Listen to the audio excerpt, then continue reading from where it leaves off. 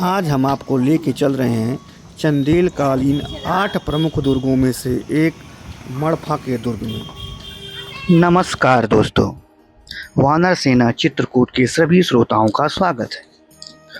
श्रोताओं, आज हम चित्रकूट स्थित मड़फा दुर्ग के ऐतिहासिक महत्व के विषय में चर्चा करेंगे। मड़फा दुर्ग उत्तर प्रदेश के चित्रकूट जिले में स्थित एक ऐतिहासिक और रहस्यमयी चंदेल कालीन किला है। बघेल और बुंदेल शासकों के अधीन रहे इस दुर्ग का ऐतिहासिक, रणनीतिक और प्राकृतिक महत्व बहुत अधिक था।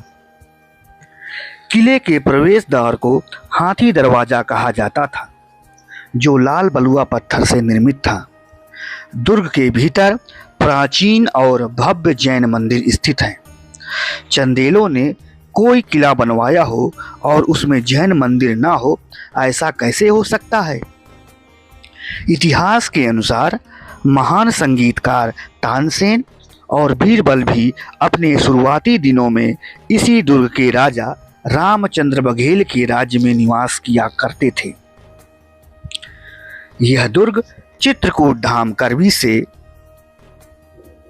लगभग 30 से 35 किलोमीटर दूर है। मड़फा दुर्ग को कालिंजर दुर्ग का ही एक अंग माना जाता है। इस दुर्ग का मुख्य आकर्षण का केंद्र भगवान शिव की विनाशक सिद्ध पंचमुखी बलुआ पत्थर से निर्मित मूर्ति है, जो लोगों की आस्था का प्रतीक है। इस मंदिर के विषय में लोगों की कुछ मान्यताएं हैं, जो पंडित जी के द्वारा हम आपको सुनवाएंगे।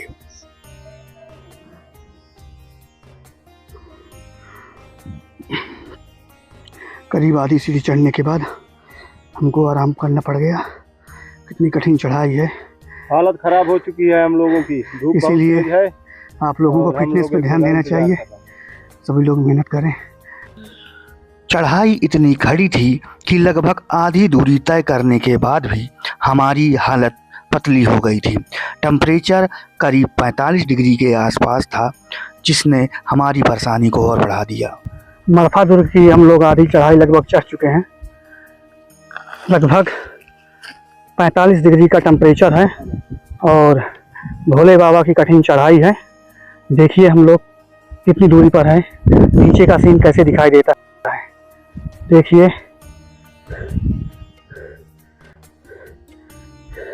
काफ़ी ऊंचाई पर हम लोग आ चुके हैं और अभी हमको करीब आधी चढ़ाई और चढ़नी है।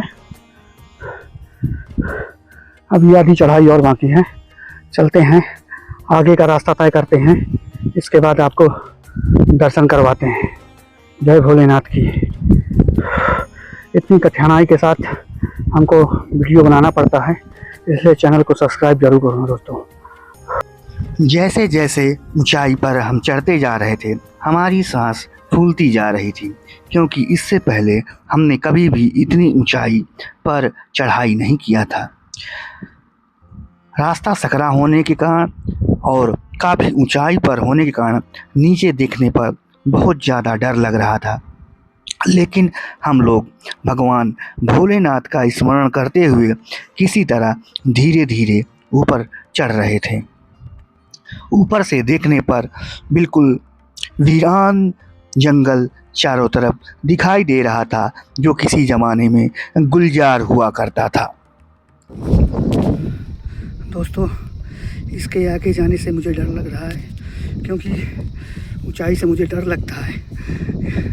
ये सच्ची बात है, इसलिए इसके आगे जाने से मुझे दिक्कत हो रही है। अगर हो सकता है मैं इसके आगे ना जा पाऊँ और मुझे नीचे उतरना पड़े, क्योंकि मैं काफ़ी ऊंचाई में आ चुका हूँ। भोले बाबा हिम्मत दो। ईश्वर को याद करने के बाद मेरे अंदर हिम्मत जागी और मैं ऊपर चढ़ने में सफल रहा। ऊपर चढ़कर मैंने एक विशाल पहाड़ी मैदान देखा, जहां से करीब 100 मीटर की दूरी पर शिव मंदिर और 2 किलोमीटर की दूरी पर जैन मंदिर के अवशेष थे। और यहाँ से करीब 4.5 किलोमीटर की दूरी पर बाबू सागर तालाब स्थित है। आपको सामने जो स्ट्रक्चर दिखाई दे रहा है, इसको हाथी दरवाजा के नाम से जाना जाता था। इस किले में मुख्यतया 8 प्रमुख दरवाजे थे, जिनमें से हाथी दरवाजा मुख्य दरवाजा था। हमारे देश का पुरातत्व विभाग किसी भी किले को या किसी भी प्राचीन केंद्र को अपने अंडर में तो ले लेता है, लेकिन उसकी देख रेख में नाकाम रहता है। किसी ज़माने पर यहाँ पर बहुमूल्य मूर्तियाँ का भंडारण था, जिसको चोरों ने और यहाँ के आसपास के गांव के लोगों ने उसका विक्रय करके या उसका स्मगलिंग करके पैसा कमाया है। यह जो मैं आपको गड्ढा दिखा रहा हूँ, यहाँ के लोगों के किंवदंती के अनुसार इसी जगह पर जो भगवान शिव की पंचमुखी मूर्ति है, यहीं पर दबी हुई थी। ये गड्ढा काफ़ी अब कूड़े करकट से ढक चुका है। पंडित जी ने हमको जानकारी दिया कि समुद्र मंथन से निकले हुए विष का पान करने के बाद शांति की तलाश में भगवान शंकर जब हर जगह टहल रहे थे, तो कालिंजर से पहले शंकर भगवान यहीं पर ठहरे थे और यहाँ के बाद कालिंजर दुर्ग गए थे। कलिंजर मतलब ये मंदिर के अलावा कलिंजर यहाँ से दूर है क्या? हाँ कलिंजर तो अभी हमें जाना है। हाँ दूर। तो महाराज जी, आपका कहना ये है कि शंकर जी यहाँ विषपान करने के बाद यहाँ के बाद उन्होंने जो है कलिंजर की शरण लिया और कलिंजर पहुँचे। और वो बाबू को बता दूं, बाबू को कि बाबू की उत्पत्ति कैसी है। वो राजा ने जो है, तो राजा ने ग्वालियर के राजा को लड़के को बैराग चढ़ाया। तो मांडव ऋषि का स्थान है ये। तो उन्होंने ग्वालियर से आकर के यहाँ जो है तपस्या करते रहे, पत्ती उत्ती खा करके। तो पन्ना के राजा की लड़की की शादी नहीं मिलती थी। लड़की अपनी माँ से बोली, माँ अगर तू मुझे दे दे तो मैं ढूंढ लूँ। माँ ने बोली, बेटा हम 15 राजा हैं, हमारे में ये नहीं चलता। तो जब हरा फिट भय पति से अपने बताया, पति ने कहा भाई ढूंढ ले। तो वो आई यहाँ आगे वाले आश्रम में रुकी। तो उन्होंने क्या किया कि बतासा प्यार में चिपकाने लगी। तो पत्ती खाने वाला बतासा पाने लगा, तो भेंट हो गई। कुछ दिन बाद वो कहा कि ऐसा है कि तुम्हारी मेरी शादी हो जाए। कहा नहीं मुझे क्या करना शादी। कहा नहीं, तुम मुझे नहीं जानते हो, मैं तुमको भली भांति जानती हूँ। तुम ग्वालियर के राजा के लड़के हो और मैं पन्ना के राजा की लड़की। किसकी? ठीक है, तो हो जाएगा। आज तुम मेरे जन्म से पति हो, तुम मेरे जन्म से पति हो। तो कैसी हो तो जाएगा। मैं यहाँ से जाऊँ कि मैं नहीं, कि तू कहास कि मेरे घर चलो, अपने घर चलो, मैंने नहीं जाऊँगा। तो उन्होंने संदेशा दिया। तो उन्होंने शादी राजा ने दिया कर। उसी रानी और राजा के जौन दे बाबू नाम का लड़का पैदा हुआ। बाबू की यही कहानी है। बाबू नाम 7 तालाब यहाँ वो 7 गांव में बसाया और 7 तालाब खुदाया।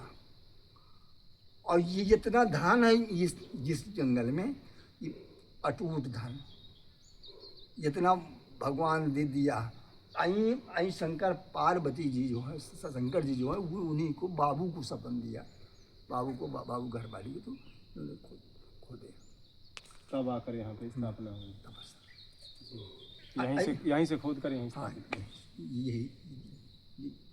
ये जो कुंड बना है, यहाँ पर पहले मंदिर यहाँ पर था। नहीं, यहाँ शंकर जी की मूर्ति, यहाँ मूर्ति थी जमीन में। अच्छा, जमीन के अंदर यहाँ पर मूर्ति थी इस वाले में। ठीक।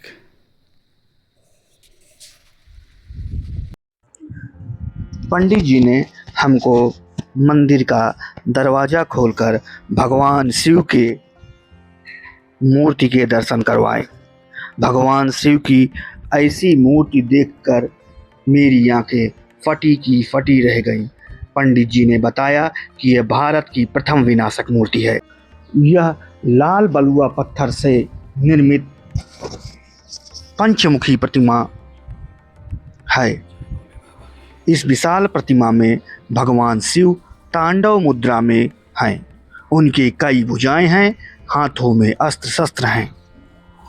यह किला चंदेल राजाओं द्वारा बनाए गए 8 प्रमुख किलों में से एक है और सामरिक दृष्टि से बहुत महत्वपूर्ण माने जाते थे। किले के भीतर प्राचीन बस्ती, महल और जैन मंदिरों के अवशेष बिखरे पड़े हैं, जो लगभग 1000 साल पहले के इतिहास को दर्शाते हैं। इसी तरह के और भी महत्वपूर्ण जानकारी के लिए वानर सेना चित्रकूट को सभी लोग फॉलो करें। जय श्री राम, जय महादेव।